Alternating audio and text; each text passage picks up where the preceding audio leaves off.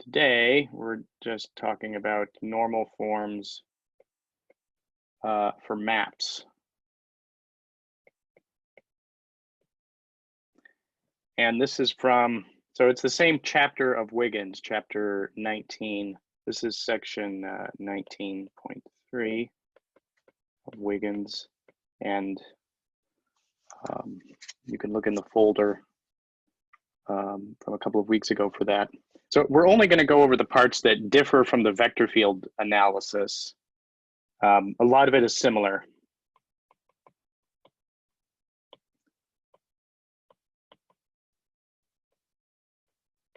But there are some notable differences.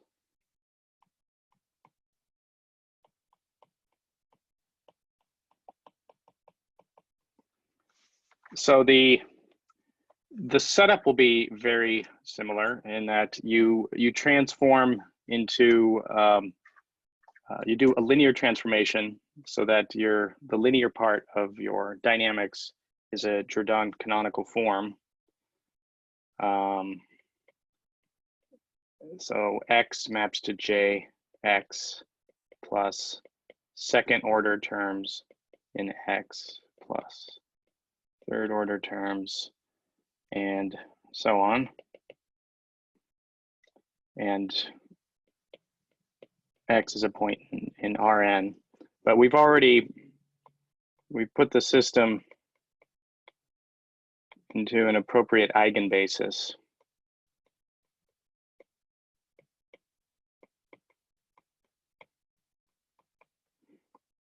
Right, where J is the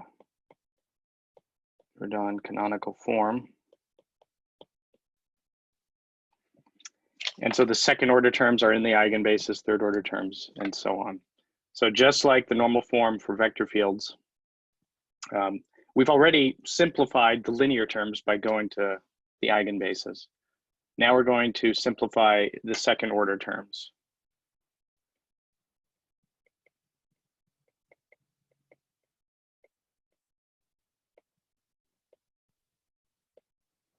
So we will introduce a transformation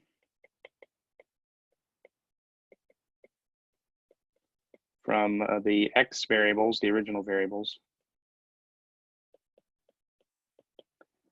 such that X equals Y. So it's a near identity transformation plus H2Y. And again, this is an element of capital H2. So these are vector valued homogeneous polynomials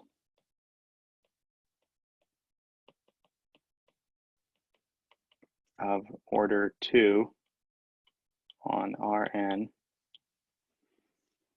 or degree 2. So what this looks like in terms of a map, we'll write this out. Xn plus 1 equals Yn plus 1 plus H2 of Yn plus 1. And then substitute that into the ODE, the map up above, this map. When we write this out in terms of iterates, so this will equal, hold on, J, Y, N plus J, H2, Y, N. Right, we're just writing up here, the JX term.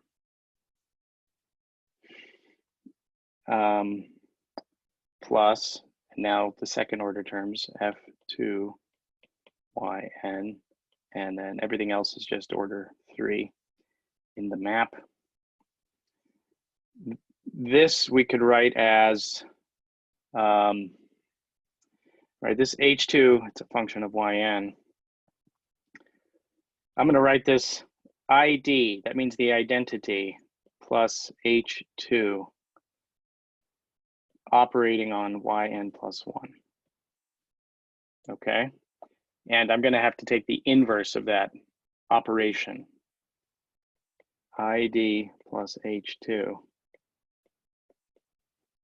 The inverse operating on something, and it's going to look a lot like the Taylor series expansion. So this will be ID, the identity, minus H2 plus actually terms of order 4, whatever. So this is just ID is the identity.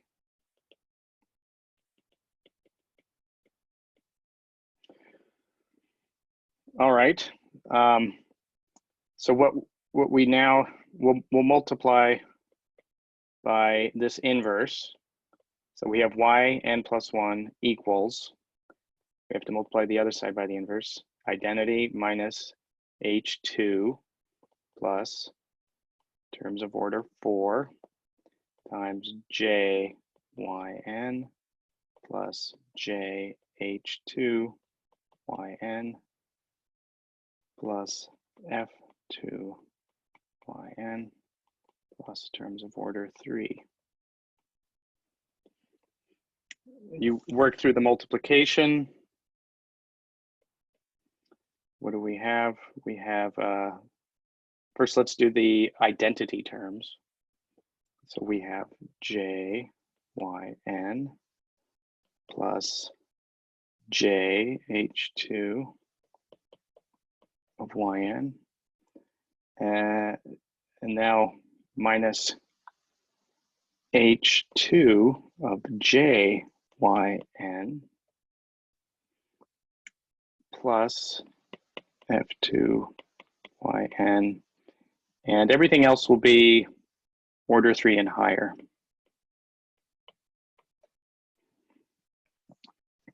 So if we look at this first term, that's linear.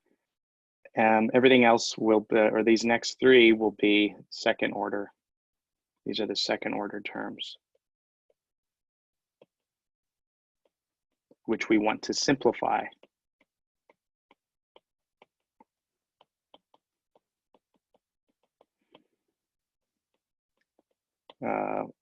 Through a good choice of H2, right? That was up here.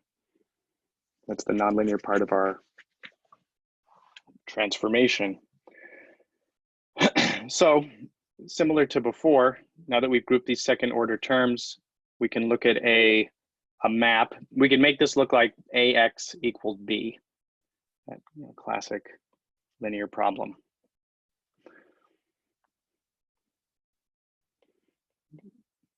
We consider the map that takes H2y into, what is it, J H2y minus H2 of jy. This is a linear map of H2 into H2. And we'll even give it a name, similar to how we gave the name for the vector field, but here we'll call this, we'll use the symbol M. M sub j, parentheses, 2 up there, H2y. And you could check for linearity. I'm not gonna do that. It's linear. And we want to know if this map, is this map full rank? Is it invertible, in other words, or not? Because what we're looking for is, right, we're looking for mj to H2y equals negative f2y. And this is the same as ax equals b. And if the operator a is invertible, then you can solve for x equals a inverse times b. And if not, then there's certain second order terms that you just can't eliminate. So very similar procedure to what we did for the vector field. So if the image of the map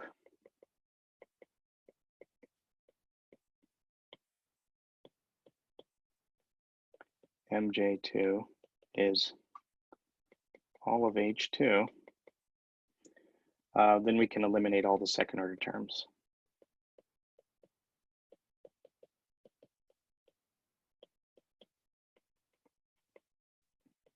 All the order 2 terms.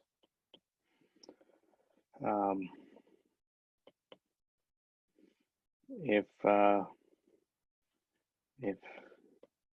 not, we want to know which terms we can't eliminate.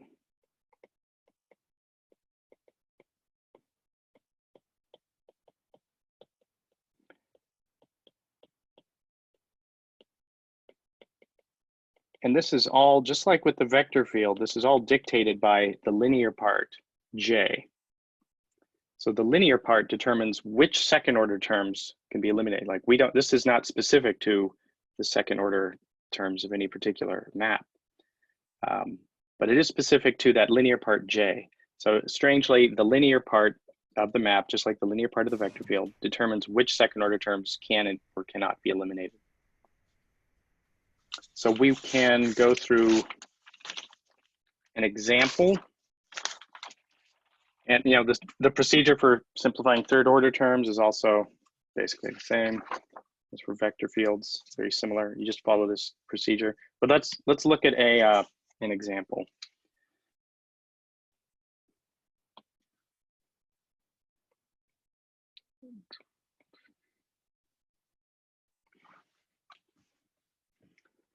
So we'll just look at a 2D example. I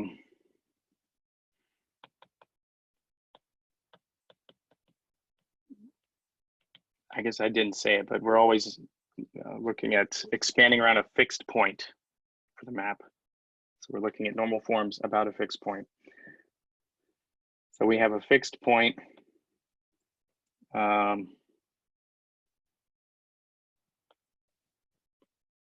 For a map in R2.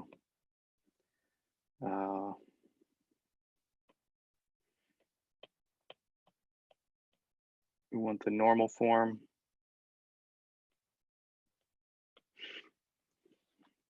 And let's just suppose we know the linear part in the eigenbasis.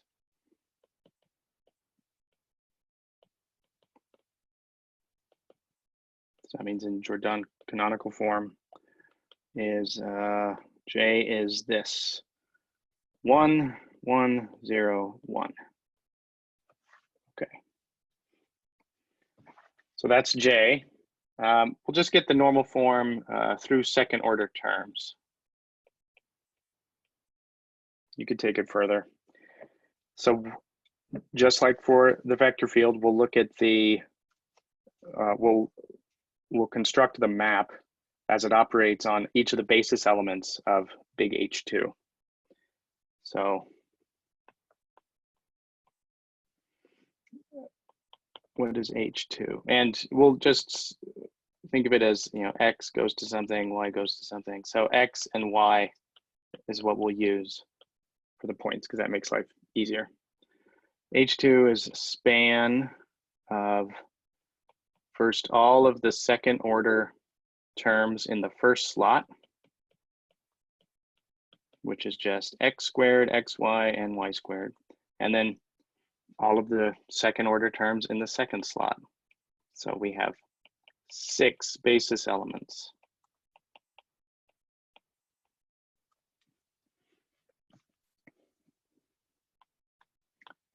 And we want to compute MJ2 of H2. So we'll be constructing a 6x6 matrix. Probably most of the entries will be 0, but that's what we're doing.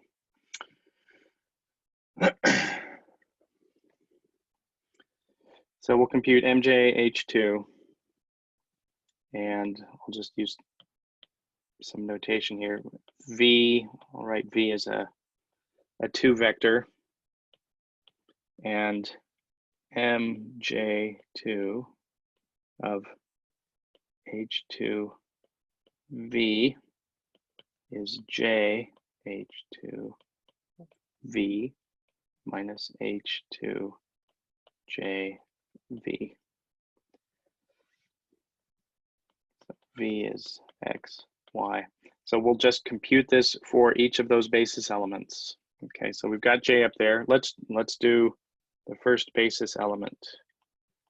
If you remember the last time I wrote notation, like I called this P1 and P2 and all the way up to P6. So MJ2 operating on the first basis element, where we have X squared in the first slot. This is going to be J. So J is 1, 1, 0, 1 times that basis element minus H2 of J of that basis element. So what is J of that basis element? Oh, sorry, it's J of V. H2 of J times V.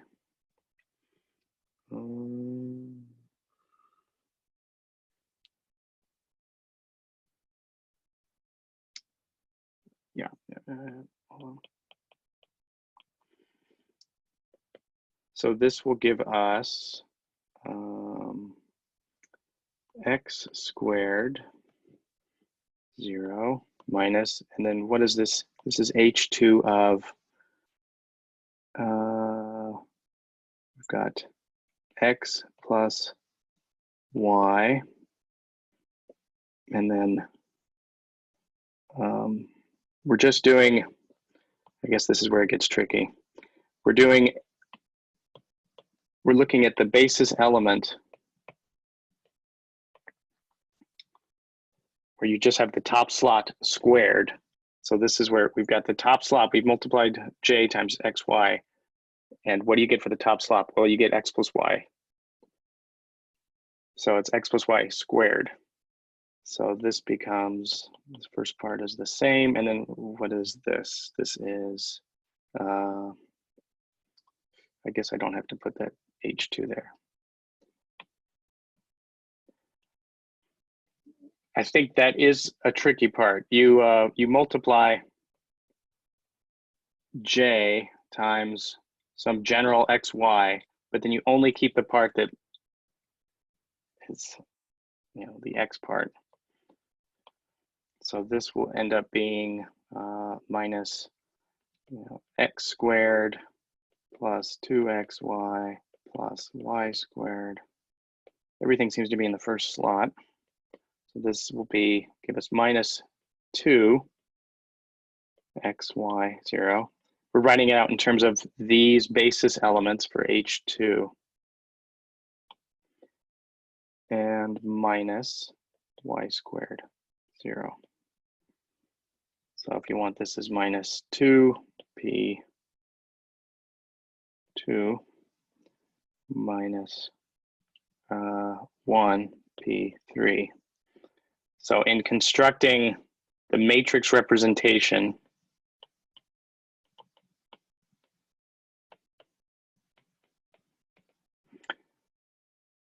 the first column will be 0, minus 2, minus 1, 0, 0, 0. And then we don't know what the rest are until we compute it.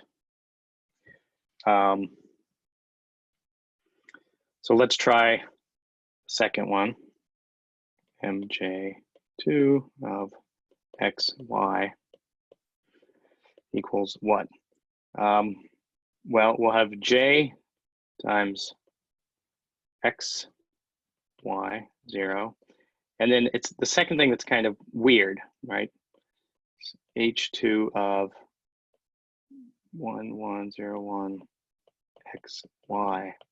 What does this give us? H2 of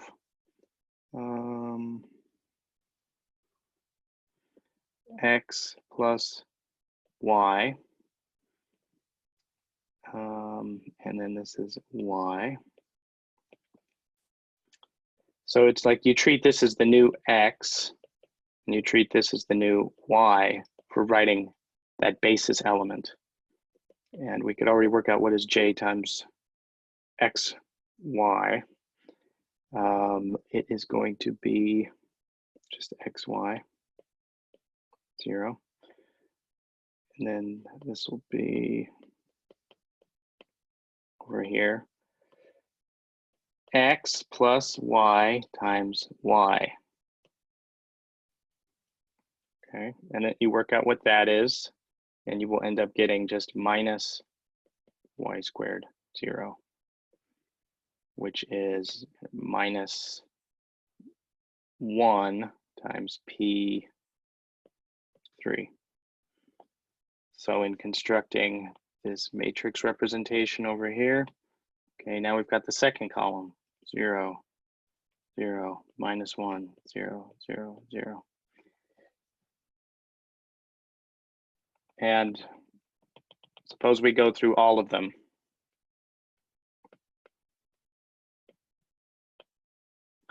So, and so on for the remaining 4. Then I'll show you what the matrix representation is. So this is the matrix representation for MJ2 for this particular choice of J. And we get, well, the third column is all zeros. So we already know this isn't a full rank. Then we'll have 1, 0, 0, 0, minus 2, minus 1, 0, 1, 0, 0, 0, minus 1, 0, 0, 1, 0, 0, 0. Okay. So this is the matrix. It's not full rank. There are 2 vectors which span the complementary space.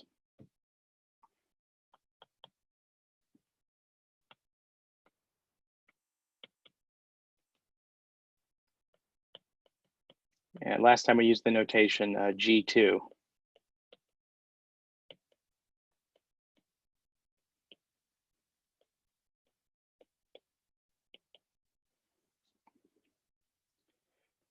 And remember what that means? That means that H2 can be written as, it's the image part, MJ2, oops, of H, big H2,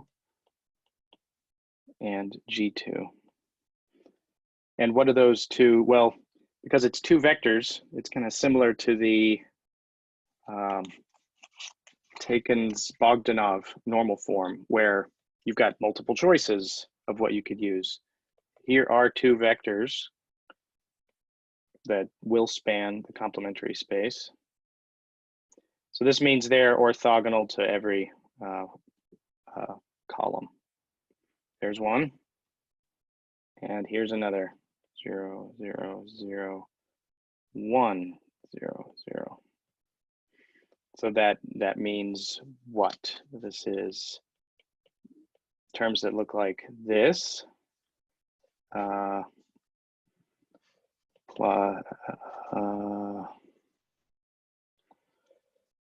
What is it? 1/2 0 xy. That would be one of them.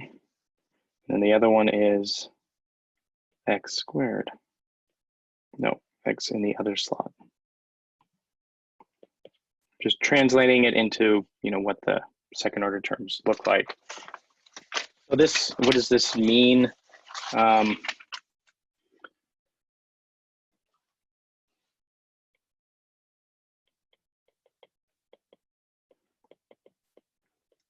This implies that the normal form, so eliminating all the terms that we can,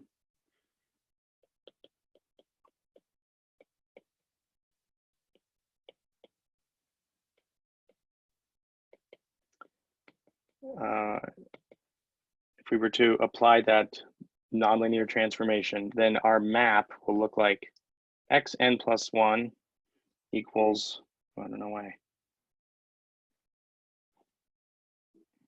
I'm gonna have to exit and come back. It's got rid of my graph paper. There we go. Can't live without my graph paper. Okay, oh man, got to rewrite that. So the normal form through second order.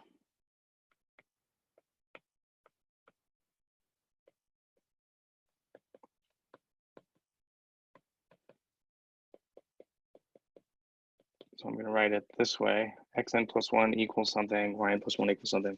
The linear part doesn't change. So this is xn plus yn plus the second order terms. This one is yn. And then we've got only some terms, and then everything else would be order 3. Down here, xn, yn plus a3 xn squared plus order 3. I guess there's also the little caveat that a2 is just 1/2 of a1. So really we have a 2-parameter. We've got 2 free parameters. So where a1, a3 are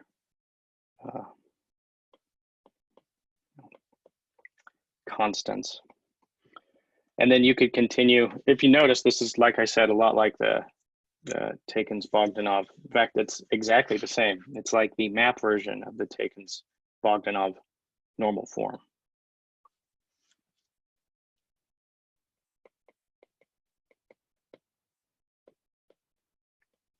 I'll show you another one.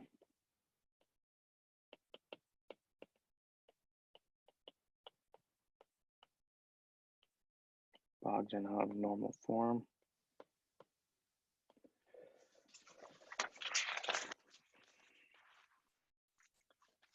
And this other one comes from just switching, hold on.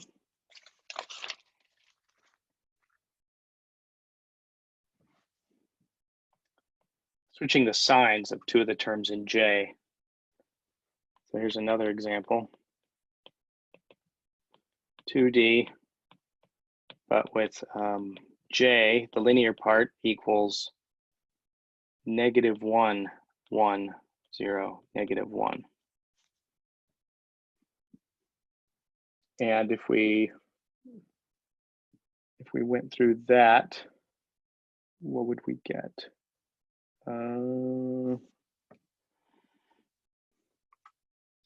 This H2 has the same span as before. If you were to do MJ2, this would be, MJ of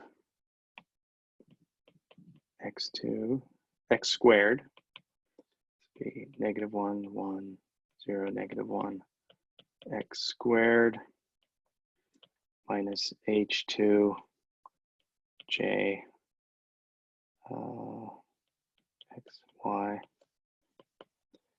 This gives you negative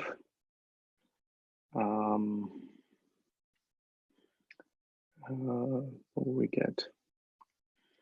If you work it all out, I'm just going to give you the result. -2x squared 0 plus 2xy 0 minus 1 y squared 0,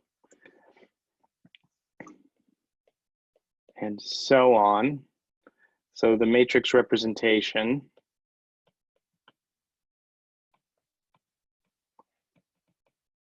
is going to be, I'll give it down here, -2, 2, -1, 0, 0, 0, and I'll just give all of the rest.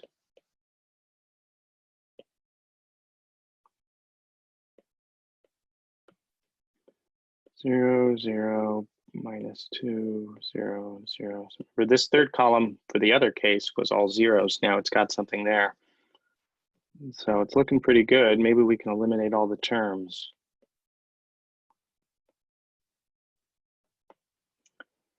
Okay, next one.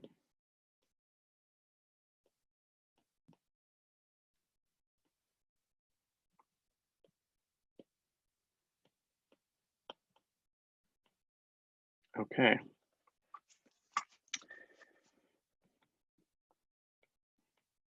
So this matrix is a full rank.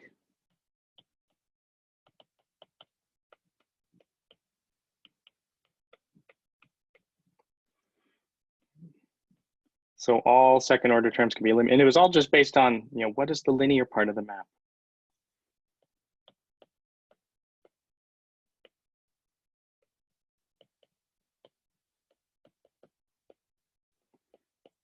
Eliminated. All right. So that means the normal form through order 2 is xn plus 1 equals, and yn plus 1 equals, well, this is going to be minus xn plus yn, and there's no second order terms.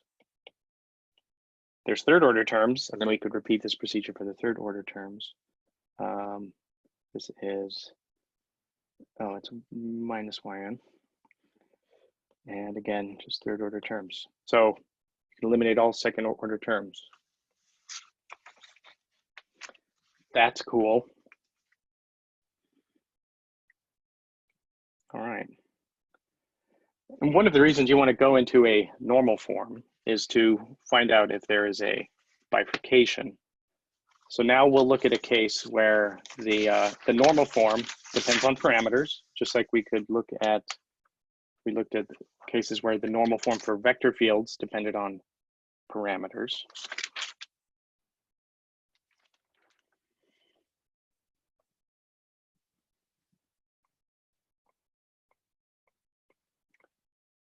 Normal form for maps depending on parameters.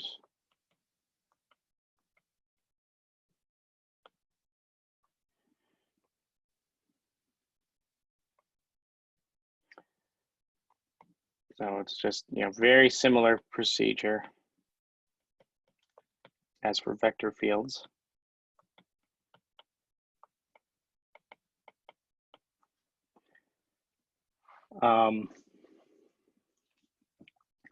And so we're thinking of maps that are like of this form: x maps to some function of x and mu, or if you want xn plus 1 equals some function of x, n, and mu, where mu is could be a vector of parameters.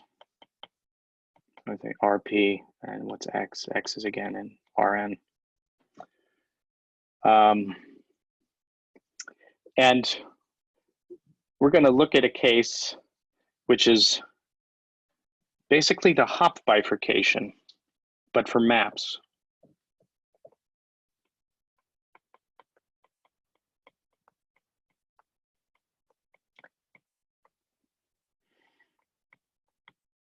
I'll put it in quotes.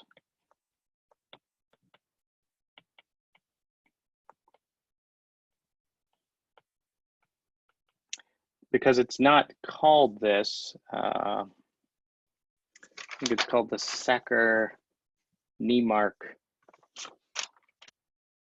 normal form.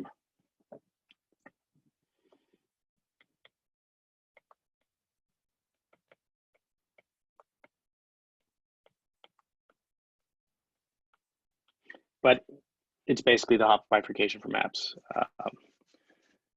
So in this case, we've got if you were to look at your eigenspectrum, so the imaginary and real parts of the eigenvalues of the linear part of your map, there is the unit circle.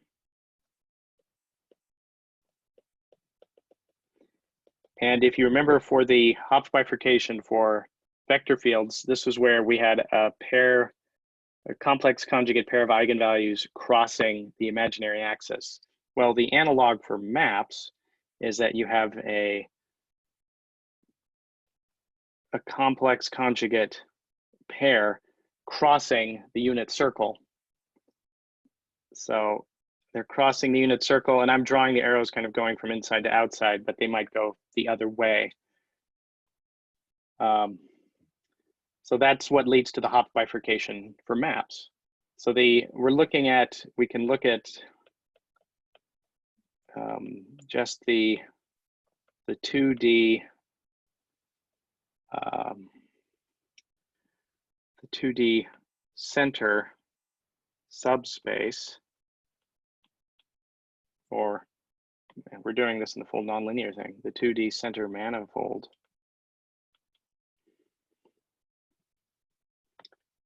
for the case of we've got lambda 1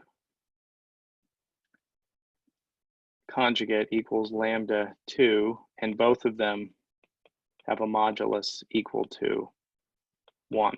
So this is for the parameter value where they are crossing the unit circle together. So we have a 1D parameter, mu. And without loss of generality, we could say that the point when they cross the unit circle is mu equals 0. So it's just like we're doing a translation in mu, so that the point of interest is mu equals 0.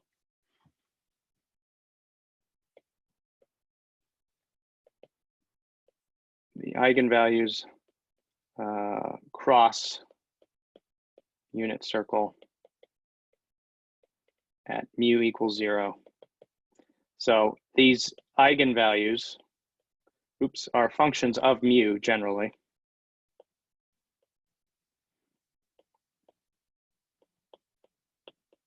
And they're a complex conjugate pair.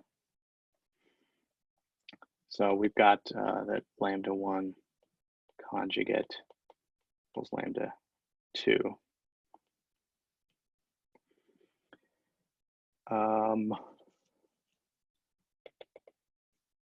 So hopefully you understand the setup. So we're looking at x is now just going to be in R2. Mu is just R. We've got the map x goes to f of x and mu. And f at 0, 0 equals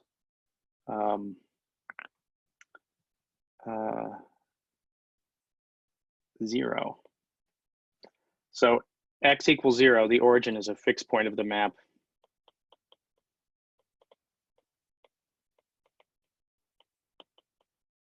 At mu equals 0.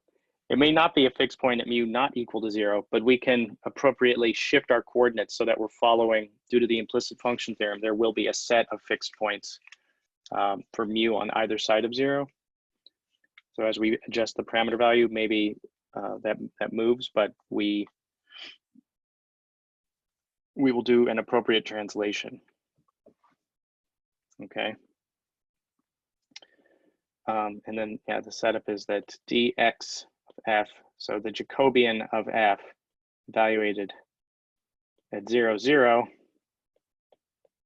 has the two eigenvalues.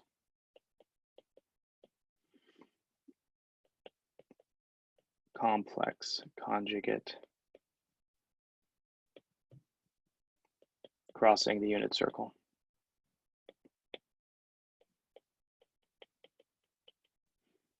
Okay.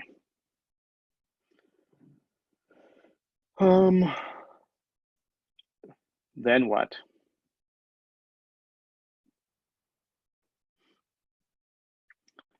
We're going to, just like we did for the Hopf bifurcation in the vector fields, it's easier to deal with a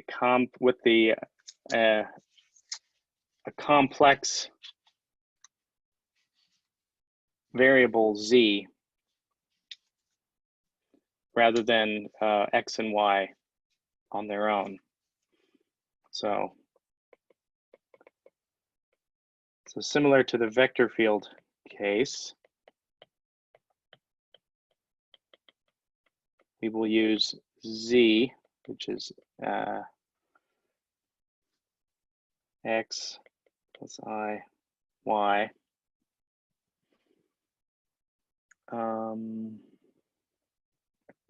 And that's complex conjugate or complex variable. And then what do we have? We'll have that the map in terms of z can be written as z times lambda mu z plus, let's call it, F2 plus F3. And what are these terms? These are terms just like before. They are functions of z and z bar and mu plus F3, z bar, mu, and so on. So these are homogeneous polynomials in z and z bar.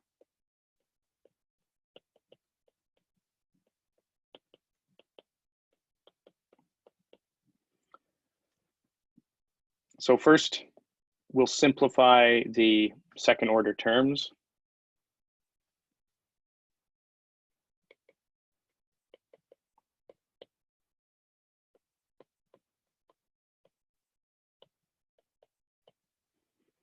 Using a map, and I'm just writing it this way. Okay, so what will this give us? Right, z n plus 1 plus h2 z n plus 1 z conjugate n plus 1 equals lambda zn plus lambda h2 z n z conjugate n plus f2 plus terms of order 3.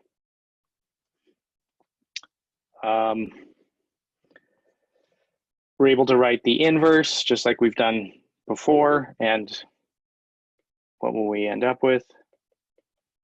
This looks like zn plus 1 equals lambda zn plus lambda h2 zn conjugate minus h2 zn plus 1 zn plus 1 conjugate plus f2 plus terms of order 3. And then what's our procedure? Right, we want to pick h2 so that it eliminates f2. So right, these are all of our second order terms.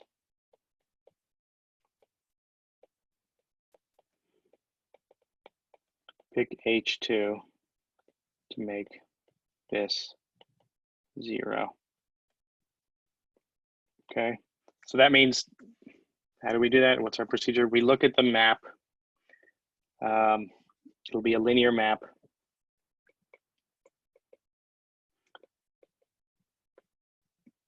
H2 z bar into lambda h2 z bar minus h2 zn plus 1 z lambda n plus 1, which to leading order is what? So this will be to leading order.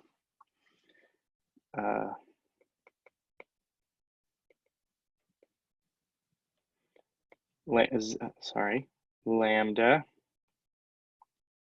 zn plus 1 equals lambda zn plus things of order 2. And similarly, zn plus 1 conjugate equals lambda conjugate zn conjugate. So up here in this h2, we can just put in plus terms of order 2. This will be good enough, lambda zn, and then this is lambda bar z bar. Okay. This is a linear map from h2 to h2. What is h2? We just have 3 elements, z squared, z conjugate, and z conjugate squared. Okay, so now let's see, what does this linear map do? to each of the terms. So for z squared, what do we got? We have lambda of z squared, and then minus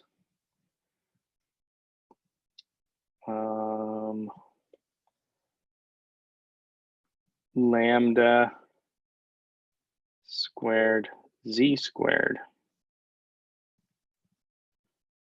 Is that right? Yeah. Yeah, because it's you take the thing that is now z and square that, which is lambda z.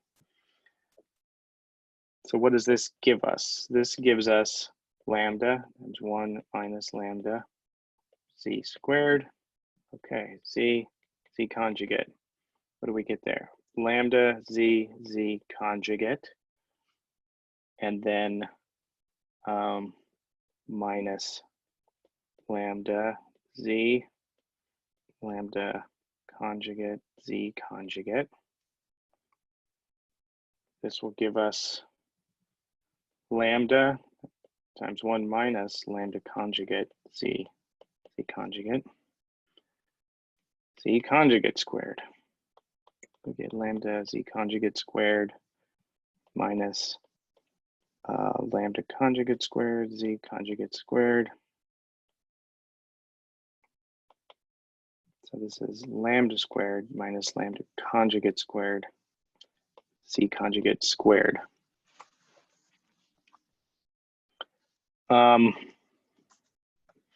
So then we could write this in matrix form.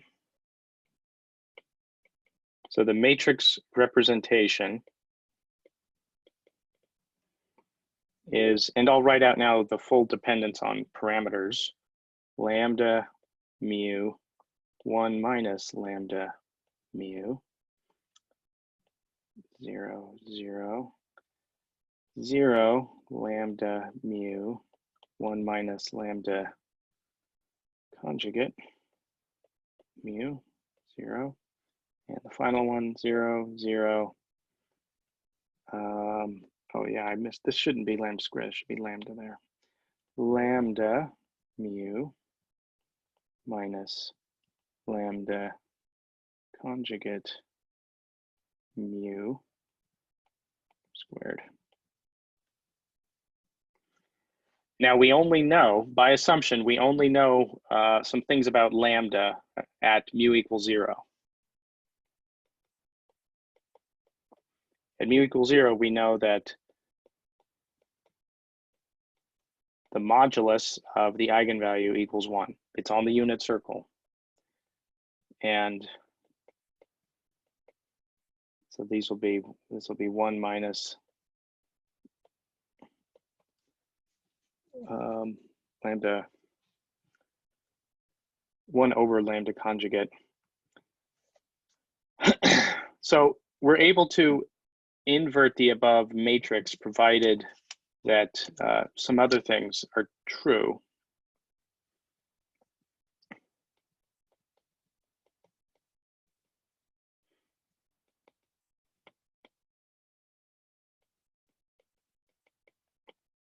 So provided that lambda 0 does not, lambda at mu equals 0 does not equal 1 itself, and lambda raised to the third power does not equal 1 itself.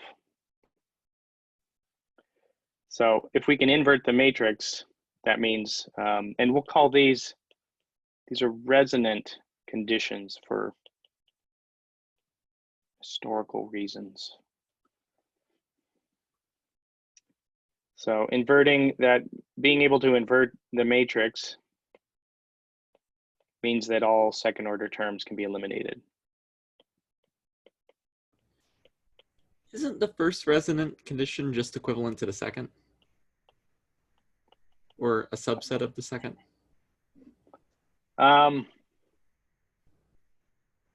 The second resonant condition, right, because these are complex conjugate things. So this means that you don't have like,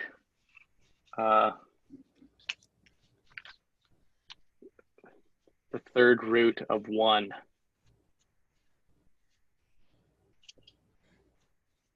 Right, but if Yeah, lambda 0 equals 1, then lambda cubed will also equal 1. that's true. So we need both of these to be the case. So you can't have, you're not crossing over here either. Like what, pi over 3, something like that.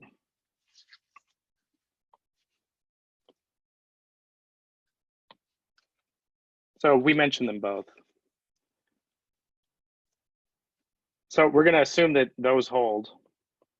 Then we also will simplify, we could simplify the third order terms. So yeah, if you remember from the vector field version of the Hopf bifurcation, I don't think there were any resonant conditions. The only resonant condition was that the you're actually on the imaginary axis, you're not actually at 0. You don't have a 2 eigenvalues or an eigenvalue of order 2 at 0. Here we've got these other things. So you could simplify the third order terms. Z goes to Z plus a third order homogeneous polynomial in Z and Z bar, where the linear map that we'll end up with is H3 Z bar goes to lambda H3 Z bar minus H3 lambda Z lambda bar Z bar. You look at how this applies to each of the elements, the basis elements of big H3, which is now, there are 4, Z cubed, Z squared, Z bar, Z bar squared, Z bar cubed. And what you'll end up with is that there is a term that can't be eliminated. And I'll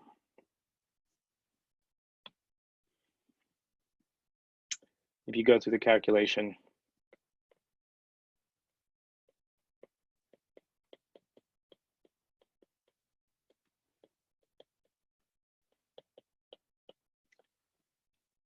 Z squared Z bar cannot be eliminated.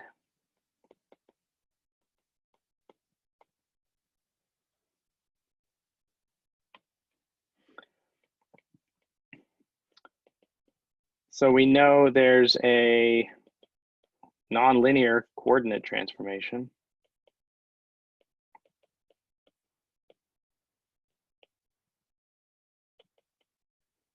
that puts our system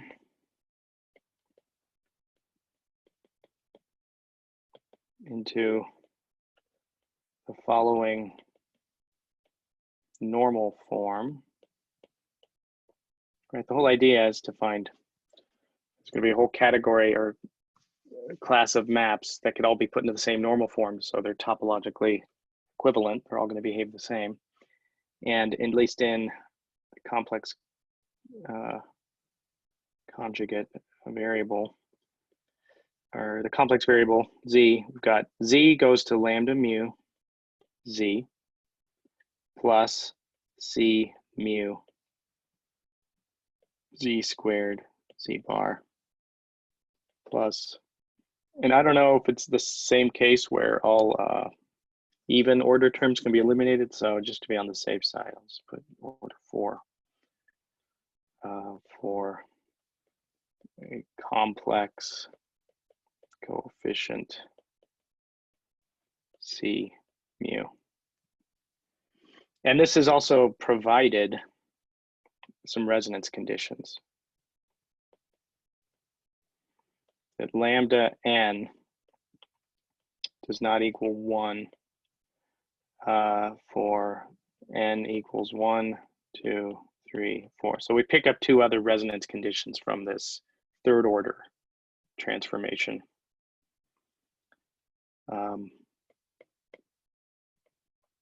And Wiggins calls these strong resonance conditions,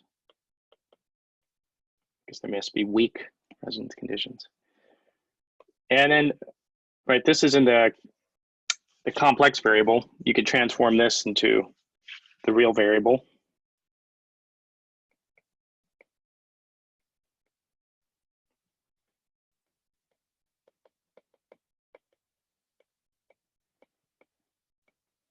And I'll just tell you right now, it's going to look a lot like the Hopf bifurcation for vector fields.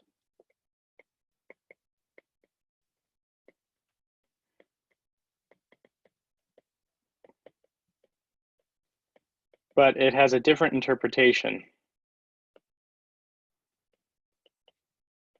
And like I said, even though I'm very tempted to call this the Hopf normal form for maps, it was Wiggins, it technically is not called that. It's like the Sacker Neimark normal form, which I think masks its, with all due respect to them, it masks its true similarity to the Hopf bifurcation for vector fields. In the Hopf bifurcation for vector fields, you had a new periodic orbit showing up. In this case, we've got, what do we have? We've got a fixed point, let's say at, for some value of mu less than 0. At mu equals 0, this is, let's say it's a stable point. So that means things are kind of, we'll just sort of sketch, things are going inward. And then after mu equals 0, the fixed point becomes unstable. Things are moving away. And we have the birth of not a periodic orbit, but an invariant set, a circle. We have birth of a circle invariant set. And in this case, so this depends on, the signs of certain things in lambda up here and in C up here, whether or not the thing that's birthed is stable or unstable. But so points along here will just sort of jump to other points along here. So you have a birth of an invariant circle. And there's some nice images I could show that.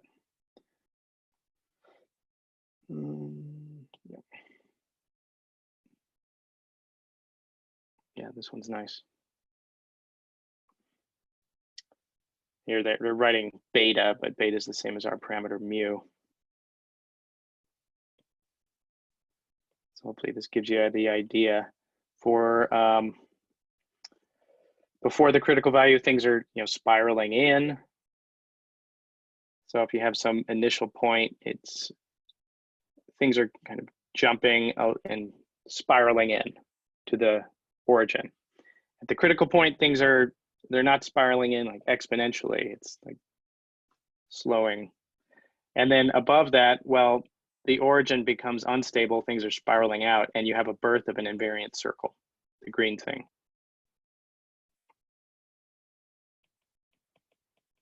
And things are spiraling onto it from both near the origin and also from outside of the circle. So this is called, I think it's called the supercritical. The only way, so super to me means things happen after the critical value, going from left to right. And then, right, what's the other case would be subcritical. And in this case, you have an unstable invariant circle being birthed going from positive values of mu to negative. Yeah, if calling this beta bothers you, call it mu.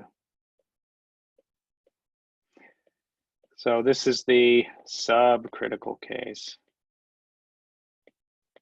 The interesting stuff happens for mu less than 0. So here going, over here we had a stable invariant circle. Here now we've got an unstable invariant circle. And it shrinks and shrinks, so its radius, because you could calculate its radius, and this will look a lot like what we showed for the Hopf bifurcation. You've got some kind of point and it changes stability, and so this is the kind of size of the invariant circle as a function of mu. And then we've got our 2 dimensions of phase space. So the circle grows. This is sometimes called the torus bifurcation, because if you think of this map as being a Poincaré map, then the fixed point would be a periodic orbit. So you've got a periodic orbit. This would be the kind of the Poincaré map interpretation. And I'm just calling it an interpretation because I think you can have a map without it being a Poincaré map. If you have a periodic orbit, then, you know, if you took some surface of section, you'd have a fixed point. So this would be the fixed point on our surface of section of the Poincaré map. And then there's a bifurcation.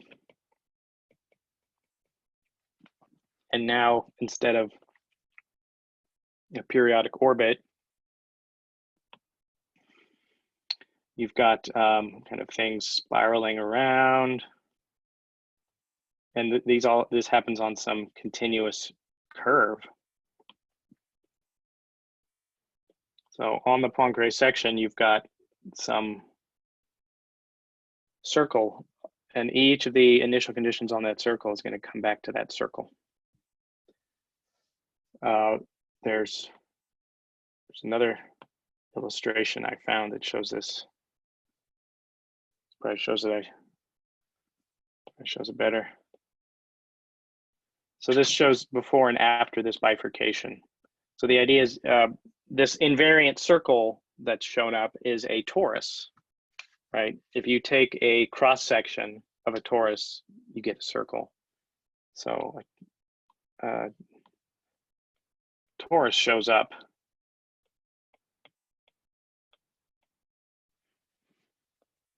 where once there was just a periodic orbit.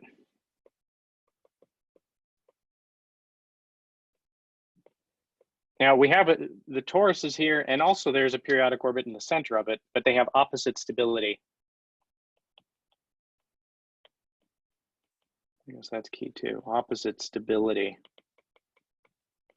as the periodic orbit within.